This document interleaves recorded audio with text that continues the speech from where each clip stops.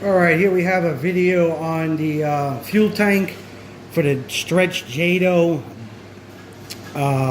nitro kit, chassis kit. I have here one already completed.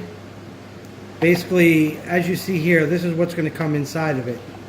You got your two brass tubes, you got your fuel line, and you got your plug stopper. Very easy to do. As you see here, this one's got a bend to it, which is what you want, because this will go inside the tank like this, and that top is your vent, and that's going to be all the way up against the top there. Easy to bend with your fingers. You can't do it wrong. You're going to have to trim your tubing so that your fuel pickup is all the way in the back at the bottom. You want it to be all the way in the back at the bottom down there.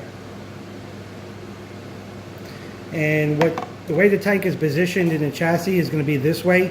This is going to face the rear. So when you're going forward, all your fuel is always going to keep being pushed back. This is for a drag racing setup only. So here's the setup here. You adjust your tubing, cut it to size so that drops in the bottom.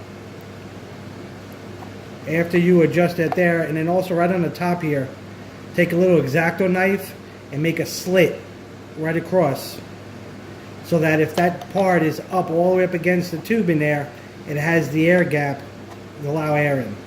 So basically put this in like that.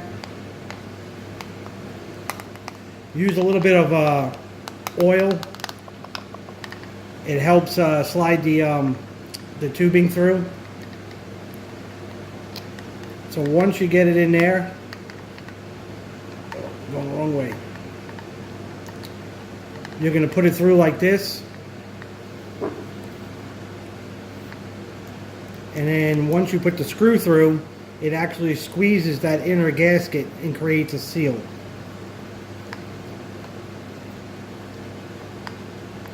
You don't need to over tighten it. These dual fuel tanks are going 30 years strong. No cracks, no leaks. They have a great track record. This is the 2-ounce version.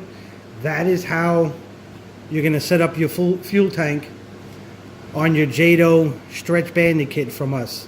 This comes with the kit as well. Thanks for watching. Hope you enjoy.